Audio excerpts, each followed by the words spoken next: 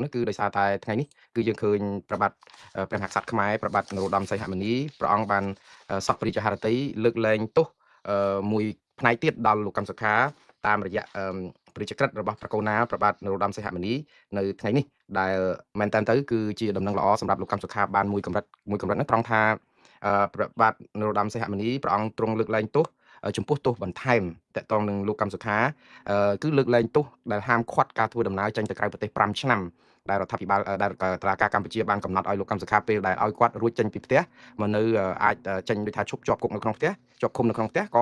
៏តុលាការហ្នឹងកំណត់ដាក់ទោសគាត់បន្ថែមហ្នឹង5ឆ្នាំទៀតមិនឲ្យគាត់ធ្វើដំណើរចេញទៅក្រៅប្រទេសដើម្បីចងជើងគាត់មិនឲ្យទៅជួបសកម្មជនឬអ្នកគ្រប់គ្រងគាត់នៅស្រុកក្រៅណាឥឡូវនេះប្រករណាព្រះបាទនរោត្តមសីហមុនីព្រះអង្គបានប្រតិទានលើកលែងទោសឲ្យលោកកម្មសខាអាចធ្វើដំណើរទៅក្រៅប្រទេសបានអញ្ចឹងអាទោស5ឆ្នាំដែលហាមមិនឲ្យធ្វើដំណើរទៅក្រៅប្រទេសនេះគឺបានលុបទៅវិញទៅហើយក្នុងព្រះរាជក្រឹត្យនេះបានន័យថាលោកកម្មសខាក្លាយទៅជាប្រជាពលរដ្ឋខ្មែរមួយរូបដែលមានសេរីភាពអាចដើរហើរទៅទីណាក៏បានដែរទាំងនៅក្នុងប្រទេសកម្ពុជាទាំងនៅជុំវិញពិភពលោកក៏ប៉ុន្តែព្រះករុណាព្រះបាទនរោត្តមសីហមុនីទ្រង់មិនបានសពព្រះរាជហឫទ័យព្រះរាជទានទោសលើកលែងទោសដល់បំរាមហាមសិទ្ធិនយោបាយដែលមិនឲ្យលោកកម្មសខាធ្វើនយោបាយមិនឲ្យលោកកម្មសខាឈរឈ្មោះបោះឆ្នោតឬក៏ទៅបោះឆ្នោតនោះឡើយបាទនេះគឺជារឿងដែលគិតថាបានមកកលៈនៅមកកលៈព្រះរាជកិច្ចរបស់ព្រះករុណាព្រះបាទសម្ដេចព្រះបាទបរមនាថនរោត្តមសីហមុនីនេះគឺបានផ្សព្វផ្សាយយ៉ាងទូលំទូលាយហើ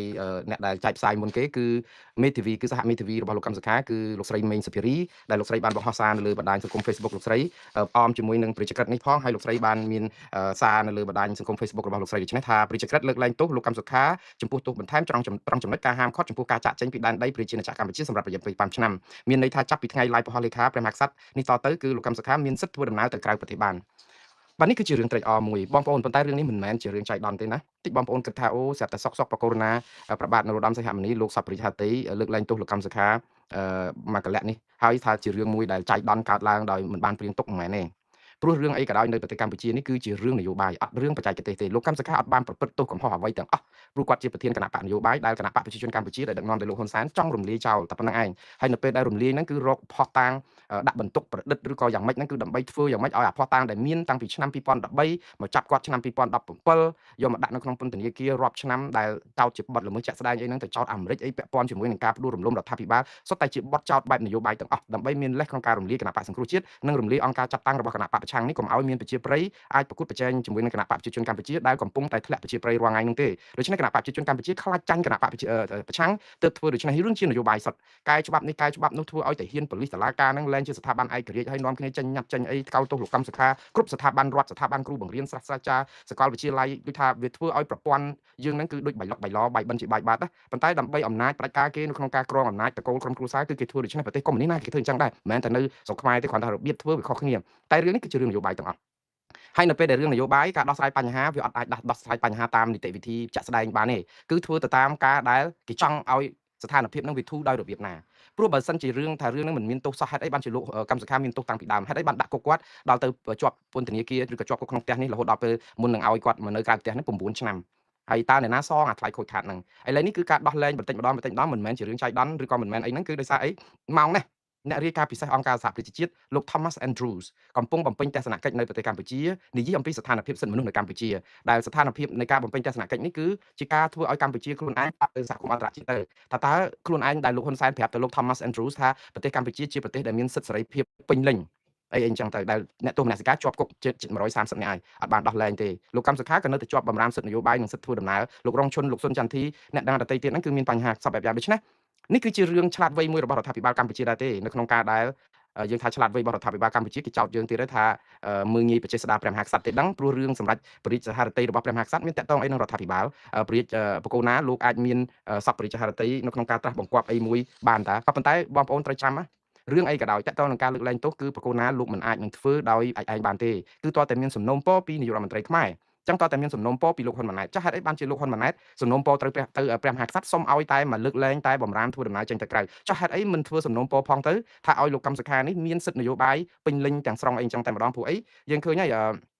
យការមានការដែលតវ៉ាចង់និយាយថាសហគមន៍អន្តរជាតិគេកោតទោសឲ្យគេចាត់ទុកថារឿងនេះជារឿងនយោបាយសហគមន៍អឺរ៉ុប កាលពីក្រុមប្រឹក្សាគណៈកម្មការអឺរ៉ុបកាលពីថ្ងៃ16ខែកក្កដារាយការណ៍ទៅក្រុមប្រឹក្សាអឺរ៉ុបនិងសភាអឺរ៉ុបហ្នឹងក៏រកឃើញបញ្ហាលោកកម្មសខាបញ្ហារដ្ឋបတ်សិទ្ធិសេរីភាពអីចឹងដែរមិនមែនតែរឿងសិទ្ធិធ្វើដំណើរទៅក្រៅប្រទេសទេរឿងនេះគឺជារឿងតូចតាចមួយទេអាការធ្វើដំណើរទៅក្រៅប្រទេសនោះព្រោះលោកកម្មសខាគឺជាប្រជាពលរដ្ឋខ្មែររឿងទៅក្រៅប្រទេសជាសិទ្ធិស្របច្បាប់របស់គាត់ដែលមិនត្រូវហាមឃាត់តាំងពីដើមមកម្លេះក៏ប៉ុន្តែវាមិនមែនសំខាន់តែត្រូវតែឲ្យគាត់ធ្វើដំណើរមកក្រៅប្រទេសចាត់ទុកថាជាការមានសិទ្ធិសេរីភាពទេថាតើនៅក្នុងប្រទេសហ្នឹងគាត់អាចទៅជួបក្រុមសមាជិកក្រុមប្រឹក្សាអ្នកគ្រប់គ្រងគាត់ហើយអាចថ្លែងសារនយោបាយសំណេះសំណាលដើម្បីបង្កើតគណៈបកវិញឬដើម្បីចូលរួមក្នុងជីវភាពនយោបាយគឺអត់ទាំងអស់ដូច្នេះក្នុងនេះគឺអ្វីដែលធ្វើនេះគឺជាការដែលស្អំចិត្តដំណើរទស្សនកិច្ចរបស់លោក Thomas Andrew ហ្នឹងដើម្បីឲ្យលោកចេញមកវិញមកស្ពាយនឹងការថាអូឥឡូវបានធូរខ្ញុំជឿថាលោក Thomas Andrew ច្បាស់ណាស់នឹងលើកឡើងអំពីចំណុចវិជ្ជមាននេះហើយគឺជាការដែលធ្វើ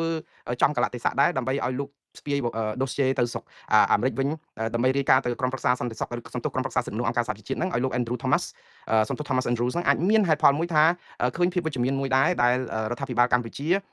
បានស្នើទៅព្រះមហាក្សត្រឲ្យប្រជាទានទោសលោកកម្មសខាឥឡូវហ្នឹងបានរួចផុតពីការដែលលែងជាប់បម្រាមក្នុងការធ្វើដំណើរទៅក្រៅប្រទេសអីចឹងក៏ប៉ុន្តែអាសិទ្ធិនយោបាយនិងសិទ្ធិអីហ្នឹងសិទ្ធិបោះឆ្នោតសិទ្ធិអីហ្នឹងគឺជាសិទ្ធិធានាដោយរដ្ឋធម្មនុញ្ញខ្ញុំជឿថានេះនៅតែជារឿងមួយដ៏អវិជ្ជមានសម្រាប់កម្ពុជាដដែលទេអញ្ចឹងអាចំណុចល្អមានខ្លះហើយប៉ុន្តែចំណុចអាក្រក់ទាំងអស់នេះគឺនៅដដែលហើយកម្ពុជានឹងធ្វើរឿងនេះអញ្ចឹងទៀតដូចខ្ញុំនិយាយថាវាអត់មានជារឿងអីចៃដន្យទេវាជារឿងផែនការគេរៀបចំទុកមានដំណាក់កាលរបស់គេហេតុអីបានជាលោកកម្មសខាជាប់គុកនៅក្នុងផ្ទះដោះលែងគាត់ឲ្យចេញមកពីផ្ទះមកដើម្បីអាចមកនៅក្រៅបានទៅខាត់គាត់មិនឲ្យធ្វើដំណើរទៅក្រៅប្រទេសអីអញ្ចឹងហើយយកអាថែមទោសគេហៅអនុទោសអាទោសធំហ្នឹងវាមានហើយមកចេញអនុទោសបើលើកឡើងទោសហើយមិនបានមានអនុទោសមានអីទៀតអញ្ចឹងទៅអញ្ចឹងគេរៀបចំទៅដើម្បីអីគេលើកមកកលៈទៀតទៅគឺគេបធូរបន្តិចទៅដល់ពេលមានស្ថានភាពរៀងតឹងតិចទៅបធូរបន្តិចទៀតទៅហើយយើងស្ដាប់មើលមកថារដ្ឋាភិបាលគេចិត្តបានគេចិត្តល្អគឺបធូរផ្ទះគេអត់ឆេះសោះយើងនាំគ្នាទៅដុតផ្ទះគេឲ្យឆេះហើយដល់ពេលយូរយកទឹកមកផ្តិលទៅជះអញ្ចឹងទៅខ្យល់បក់ខ្លាំងទៅថែមពីផ្តិលទៀតទៅឆេះចិត្តអស់អញ្ចឹងទៅយកទៅយកទឹកមកបាញ់អញ្ចឹងទៅដល់តែពេលឆេះនៅសល់ផេះផង់បានទៅជួយរើសស្ពាន់រើសដរាដើម្បីលក់ឲ្យអេចាយអញ្ចឹងតែតាមពិតផ្ទះគេអត់ឆេះទេពីដើមមកបើកុំយើងទៅដុតណា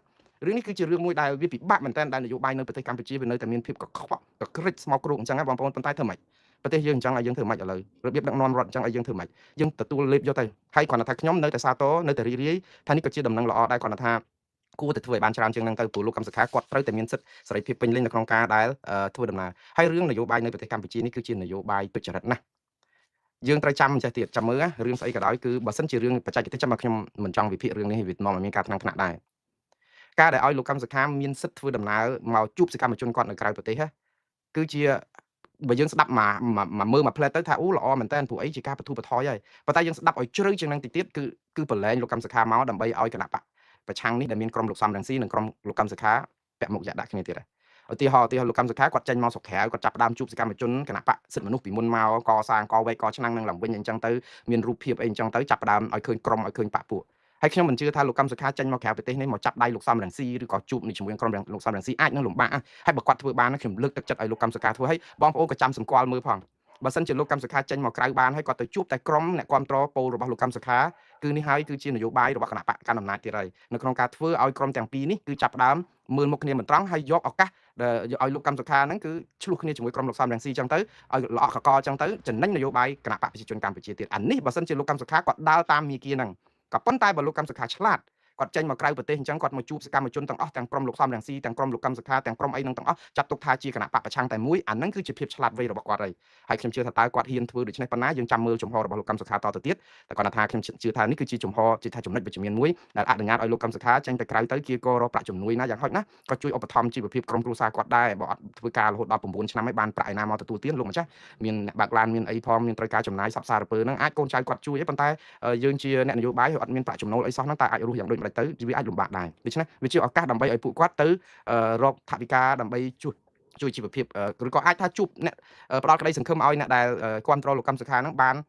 នមួយរយៈពេលក៏ប៉ុន្តែខ្ញុំជឿថាលោកកម្មសខាបើចេញមកក្រៅប្រទេសក៏មិនអាចជួបសកម្មជនថ្លែងសារជានយោបាយជាអីជាសាធារណៈអីបានដែរគឺគ្រាន់តែជួបញឹមទទួលទានអាហារជុំគ្នាអីហ្នឹងចប់ហើយឲ្យទៅជួបនៅក្នុងវេទិកាកាន់ក្បាលមីក្រូមកដើម្បីនិយាយថាអញ្ចេះអញ្ចោះអីគឺគេនឹងរករឿងគាត់ងាប់ទៀតហើយអញ្ចឹងទៅគេនឹងអាចនឹង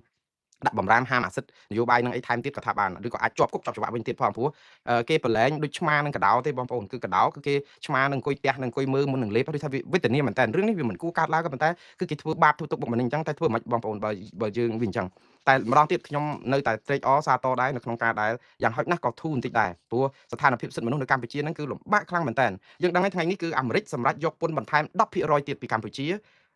គឺចាប់ពីថ្ងៃទី24ខែកក្កដាឆ្នាំ2026នឹងតទៅដោយសារតែបញ្ហាពលកម្មដោយបង្ខំផងបញ្ហារំលោភសិទ្ធិមនុស្សនៅកម្ពុជានឹងទៀត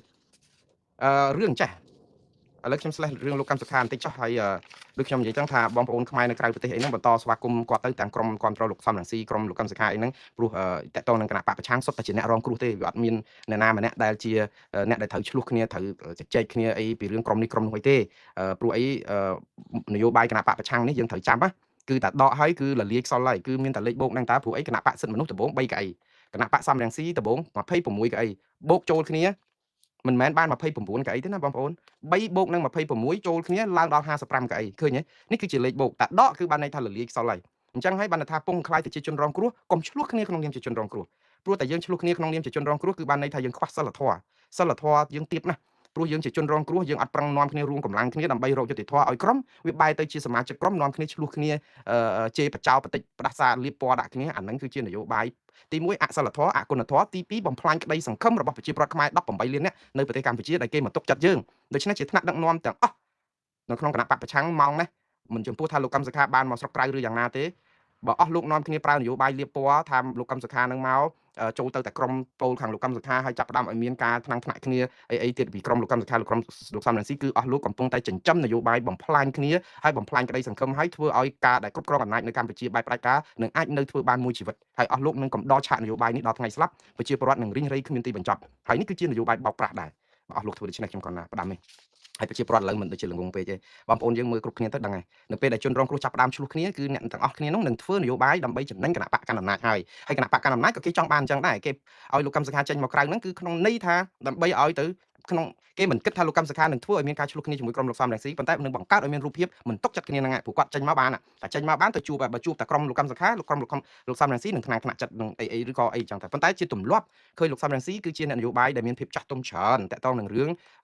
គាត់មិននិយាយអីប៉ះពាល់នឹងលោកកម្មសខាសុំបីតែម្ដងនេះគឺជាគុណធម៌របស់ថ្នាក់ដឹកនាំគណៈបកប្រឆាំងមួយនេះដែលគួរឲ្យគោរពមែនតើខ្ញុំនិយាយឲ្យស្មោះខ្ញុំអត់ដែលឮលោកសំរងស៊ីនិយាយអ្វីប៉ះពាល់លោកកម្មសខាសុំបីតែម្ដងគាត់អាចនិយាយធ្លាប់តែឮថាលោកកម្មសខាថ្លែងសារអីដែលប៉ះពាល់ដល់តំណែងតំណងរវាងលោកកម្មសខានិងលោកសំរងស៊ីនិងក្រុមអីនៅក្រៅប្រទេសលោកសំរងស៊ីមានតែថ្នមតែជួយការពារលោកកម្មសខាទៅទៀតដោយនិយាយថាតាមពិតលោកកម្មសខាថ្លែងសារបែបនេះដោយសារគាត់រងសម្ពាធរងអីគ្មានសិទ្ធិនយោបាយគ្មានអីអញ្ចឹងមិនអាចយកជាការបានលោកសំរងស៊ីគឺអហោសិកម្មអនុគ្រោះហើយសន្តោសប្រប្រណីហើយលើកស្ទួយលោកកម្មសខាគ្រប់ពេលហើយទាមទារឲ្យដោះលែងលោកកម្មសខាគ្រប់វិនាទីអត់ដែលវាយប្រហារលោកកម្មសខាទេព្រោះលោកសំរងស៊ីគាត់ជាអ្នកនយោបាយចាស់ទុំស្គាល់ចរិតលោកហ៊ុនសែនច្បាស់គីឡូស្មើគ្នាគាត់ដឹងថាបើធ្វើសារអីក៏ដោយឲ្យតែមានបញ្ហាប្រឆាលោកកម្មសខានិងសំរងស៊ីគឺច្បាស់ណាស់គឺនឹងចូលដៃបានចំណេញដល់គណៈបកប្រជាជនកម្ពុជានិងលោកហ៊ុនសែនអញ្ចឹងហើយបានជាលោកសំរងស៊ីសុំសរសើរ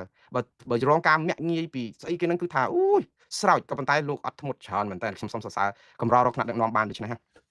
ព្រោះអីលោកសំរងស៊ីភាគច្រើនគាត់ដឹកនាំរបៀបគំនិតមិនយករឿងបុគ្គលជារឿងធំណានេះជាគំរូដល់ថ្នាក់ដឹកនាំឬគំរូដល់សកម្មជនរបស់គណៈបកប្រឆាំងនៅទូទាំងប្រទេសប៉ុន្តែគណៈបកប្រឆាំងដែលជាអ្នកអួតថាស្រឡាញ់លោកសំរងស៊ីភាគច្រើនហាក់បីដូចជាបំភ្លេចចោលអស់នៅអ្វីដែលជាគុណសម្បត្តិនិងភាពល្អរបស់មេដឹកនាំរបស់ខ្លួនតែងតែធ្វើផ្ទុយមេដឹកនាំមិនឲ្យជេរមិនឲ្យបតិចមិនឲ្យបដាសាអីកូនចៅហ្នឹងគឺប្រសាចស្រេចតែក្បាលវ៉ាល់ជេរបចោយកវេទិកាដូចថាឌៀមដាមបុគ្គលយកកាត់តរូបភាពអ្នកនេះកូនអ្នកនោះអ្នកនេះសហាយស្មន់អ្នកនោះដូចថាអត់ប្រយោជន៍មេដឹកនាំមានសិលធម៌ខ្ពស់ប៉ុន្តែកូនចៅមួយចំនួនបំផ្លាញមេដឹកនាំហើយវាជារឿងអកុសលដែរតែប្រហែលជាអស់លោកទាំងអស់នោះមិនបានរៀនសូត្រអញ្ចឹងឬក៏ដឹងរឿងហ្នឹងឬក៏យ៉ាងម៉េចដែរខ្ញុំអត់យល់ដែរប៉ុន្តែខ្ញុំនៅតែគិតថាមកដល់ម៉ោងនេះខ្ញុំអត់ដែលឮលោកកម្មសខាលោកសំរងស៊ីវាយប្រហារលោកកម្មសខាសុំបីតែម្ដងនេះគឺជារឿងពិតដែលជាគុណតម្លៃនិងគុណភាពនៃមេដឹកនាំចង់បងប្អូនចាត់ទុកលោកសំរងស៊ីជាយ៉ាងណាក៏ដោយប៉ុន្តែខ្ញុំគិតថាបុគ្គលដូចជាលោកសំរងស៊ីនេះគឺជាបុគ្គលដែលមានវិជ្ជាជីវៈមានកម្រិតនៃការធ្វើនយោបាយបែបចាស់ទុំសិលធម៌ខ្ពស់មែនតើដែលបើសិនជាបានគាត់ទៅកាន់ប្រទេសមិនដឹងខ្មែរយើងមានភ័ព្វវាសនាប៉ុណ្ណាខ្ញុំគិតថាអញ្ចឹងហើយបើកាន់ជាមួយលោកកម្មសខាទៅរឹតតែល្អឲ្យបានគ្នាអញ្ចឹងណាហើយខ្ញុំ